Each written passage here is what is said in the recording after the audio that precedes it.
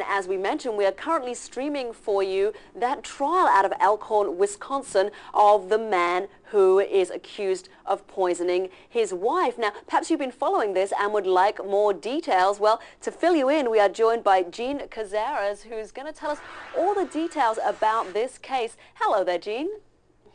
Hi, good afternoon. Well, the first witness today was Margaret Voigt, and she was the next-door neighbor. And she had some strong testimony for prosecutors because she testified that she spoke with Julie pretty frequently, but she spoke with her several times the week that she died.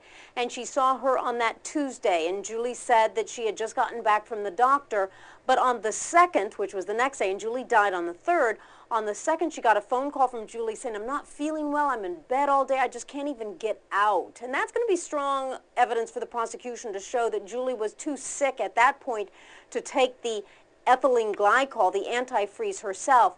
But even more than that, Margaret Voigt testified that after Julie died, she and her husband were looking out their window and they saw the defendant, Mark Jensen, and his father smiling, laughing, and giving a high five to each other. She said additionally that the following Monday after Julie died, that was trash day pickup, and there were all these black bags. She couldn't see what was in it, but she saw Julie's clothes. They were out there for the trash, in addition to her crafts and her different sewing kits. They were just out there for the trash to pick up. Wow, Jean, this sounds like pretty incriminating evidence. Let's take a look at who else has been on the stand today. We've had Aaron Dillard. We may have seen him on the stand just a few moments ago. Who is he and what is he contributing? Oh, this is a man that has committed so many crimes, all in the area of fraud and forgery, bad checks.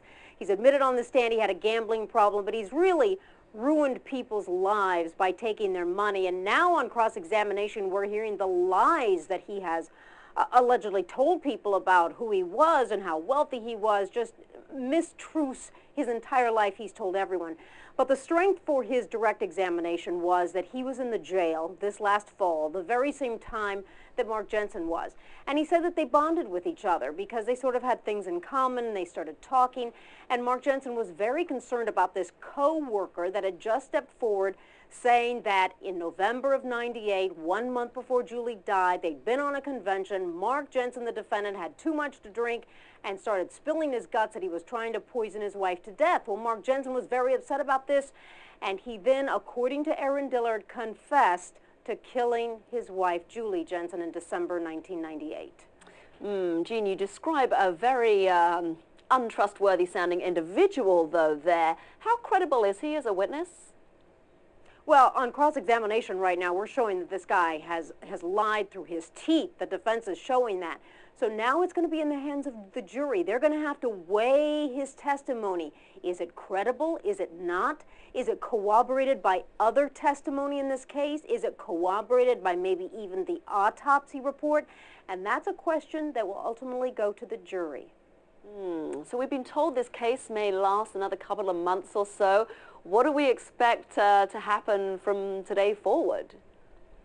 You know, there are so many witnesses. We haven't even gotten to law enforcement or medical examiners that came on board after the toxicology test came in.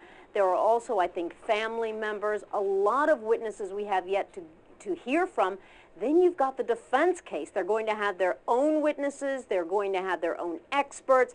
And then you're going to have what we call a rebuttal case back on the prosecution side to rebut or counter the things that the defense made in their own case. Well, do you think then that prediction of 2 months is maybe a little bit optimistic? Could it be longer?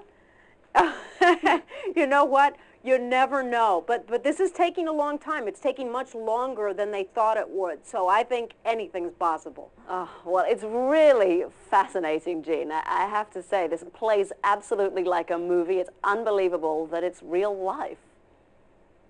It is, and it's such sad real life. But you know, both theories, the prosecution theory that Mark Jensen actually poisoned his wife to death, I mean, that's almost unbelievable. But then you go to the other side, that Julie Jensen, who had 2 young children, so much to live for, that she would commit suicide at a point in time just because she found her husband was having an affair or that she was a little depressed.